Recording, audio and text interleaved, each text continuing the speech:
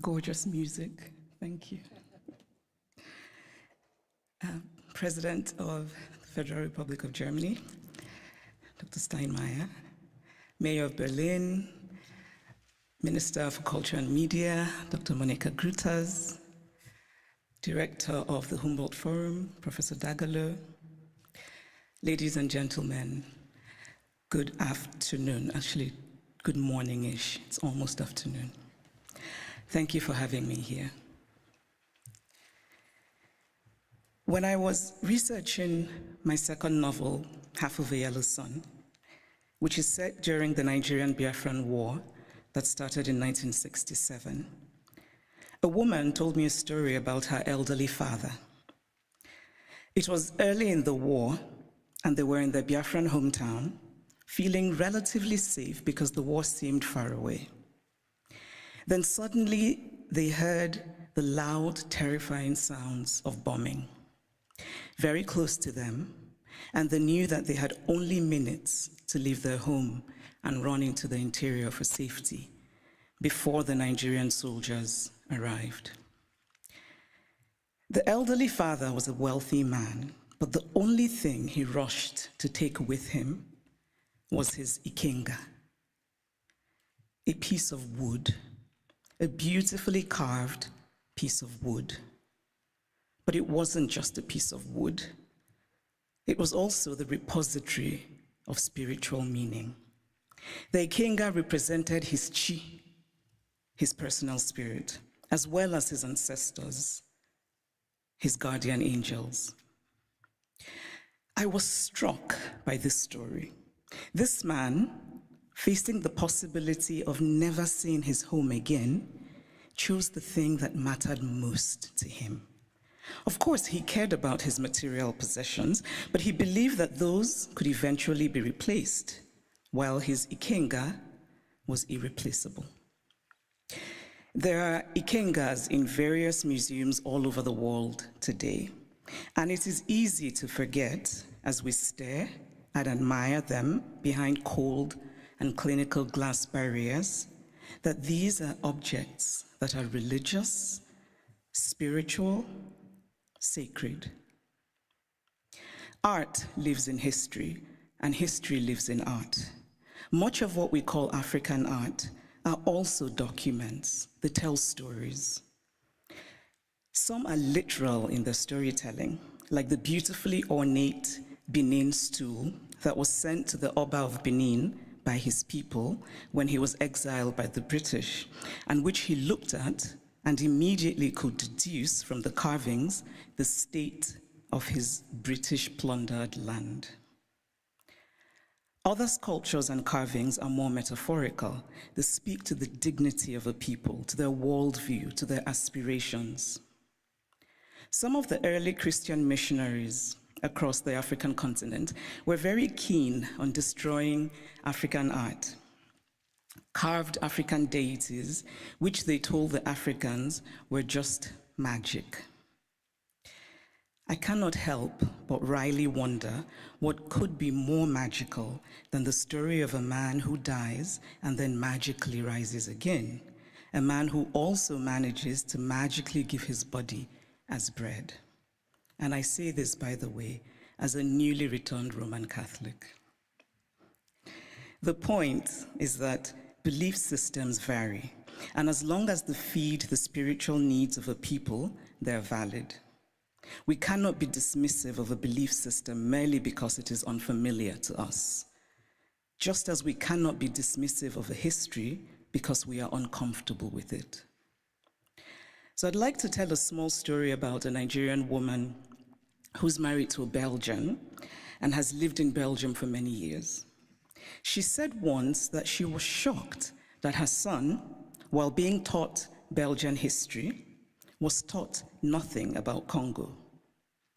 They teach my son in school that he must help the poor Africans, she said, but they don't teach him about what Belgium did in Congo.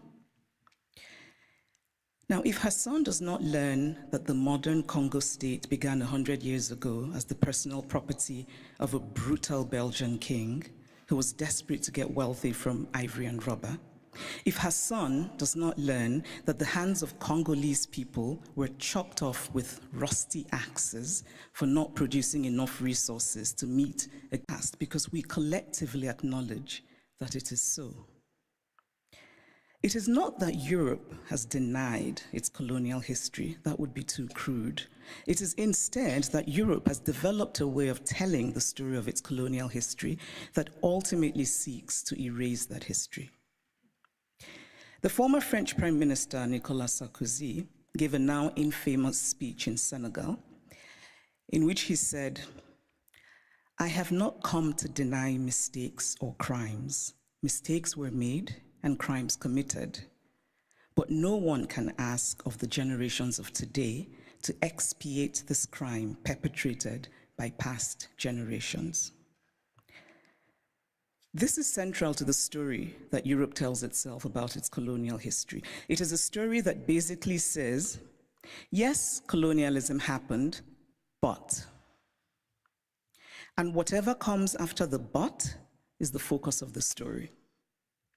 What the focus on the but does is that it absolves.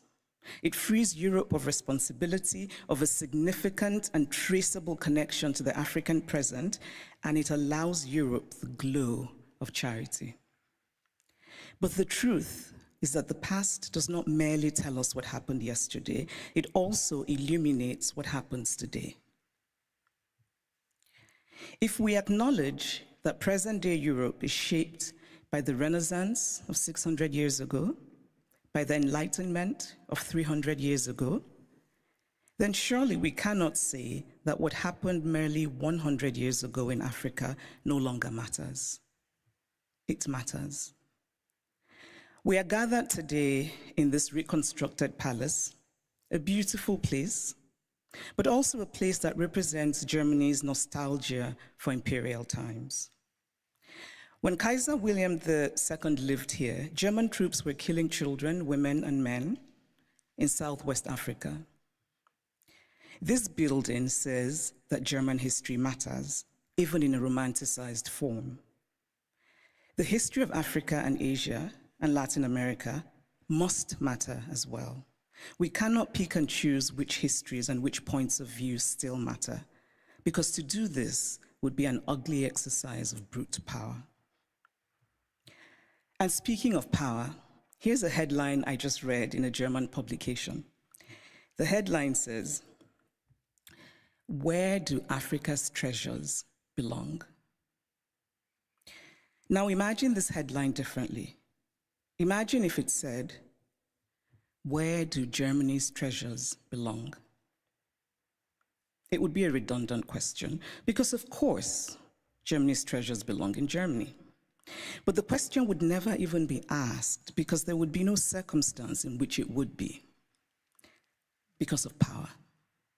And so it seems to me that what we are fundamentally grappling with in this space, in all of these questions about the Humboldt Forum, is power. Unequal power, how we navigate unequal power relations. And there's always been, to me, something shabby about unequal power relations.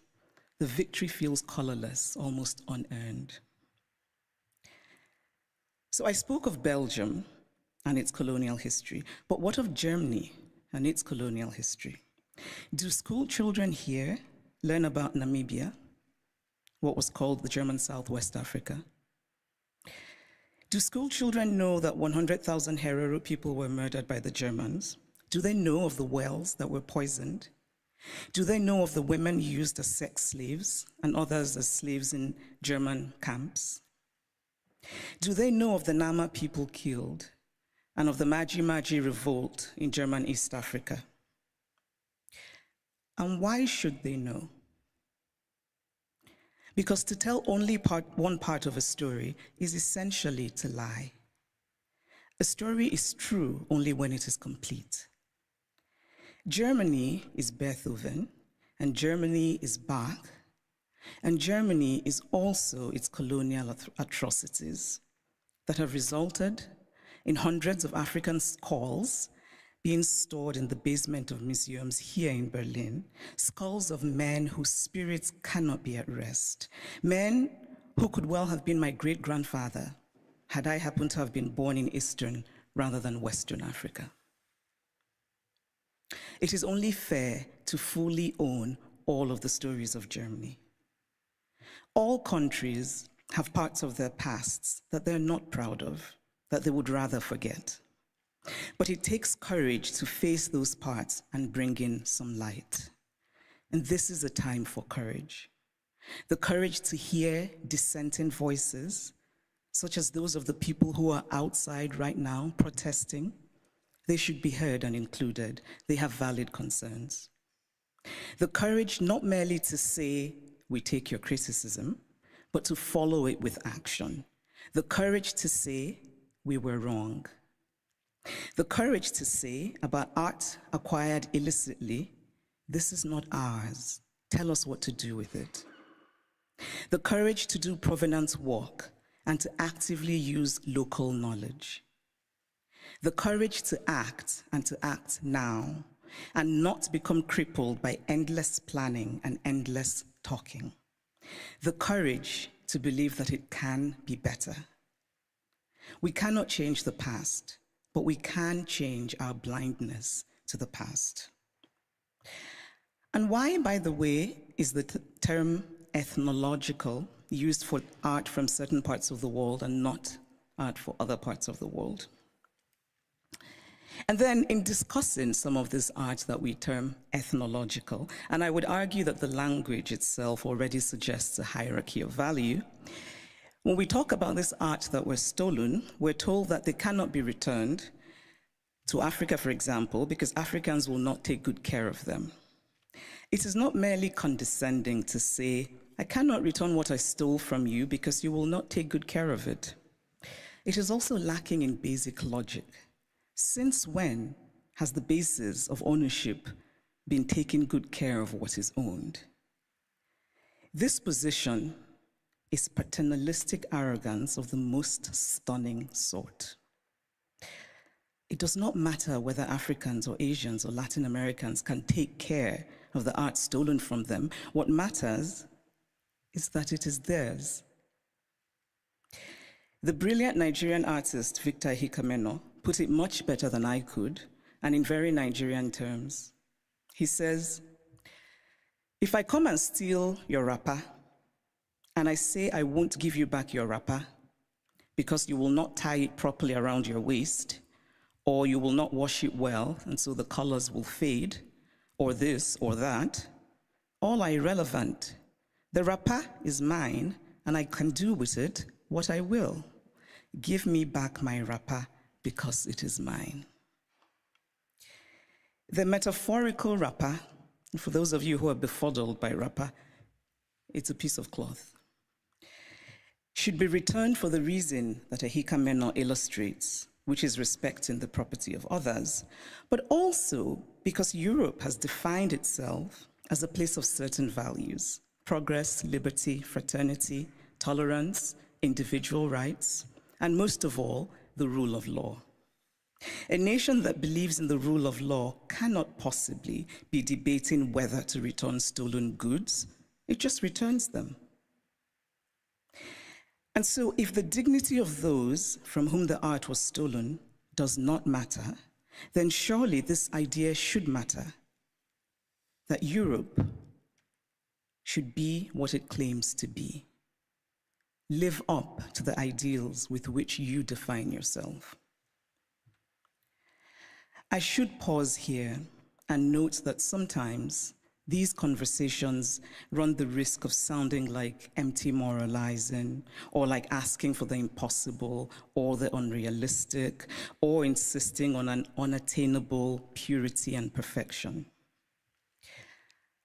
Obviously, I don't think everything should be sent back to the countries from which they came. Not everything was stolen.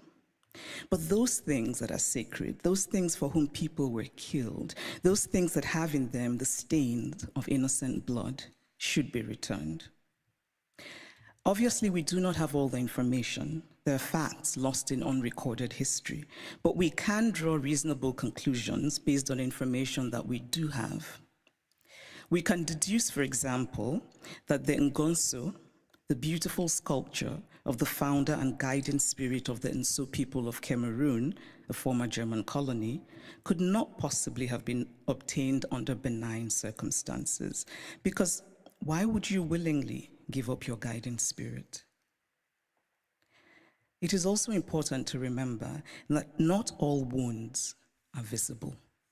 Some wounds we carry in our hearts, inherited from our parents, passed on to our children.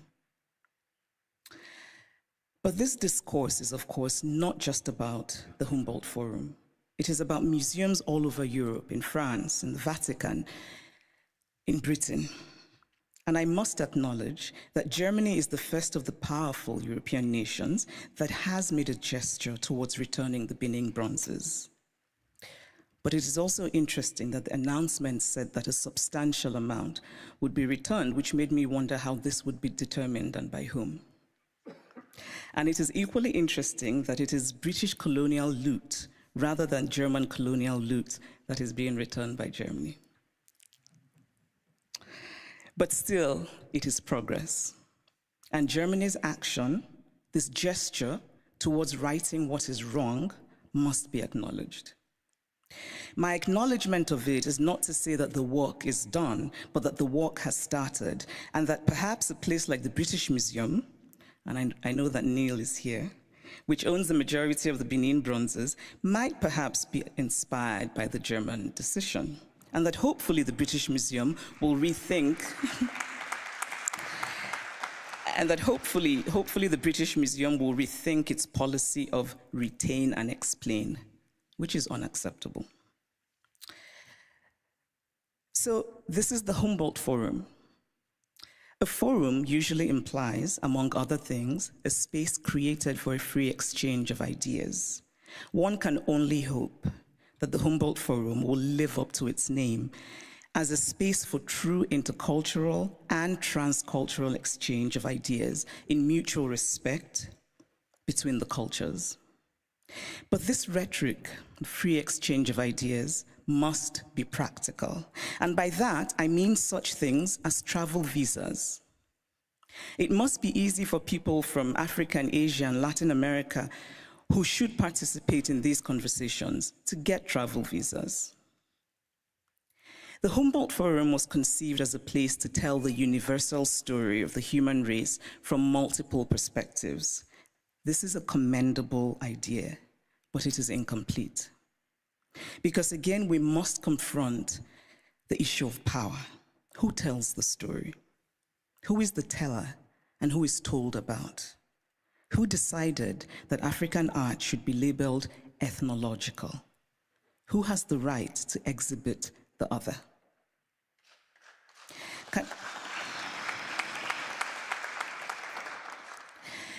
Can the Humboldt Forum be an opportunity? Can it become, among other things, a project of remembering, solemn, honest, mutual, and respectful? In conclusion, I want to say that I believe very much in dialogue. And I really believe that we can recreate the world by acting more courageously. To act with courage is to have concrete hope in a better future. We carve out a small space of the world, we shape and we reshape it, and in that way, small slice by small slice, we walk slowly, yes, but we walk on the path to real progress. Courage and hope are intertwined. Courage is an act of hope, and hope is born of courage. Acts of courage create hope, and there is nothing more essential to the human spirit than hope. So here's to courage. Thank you.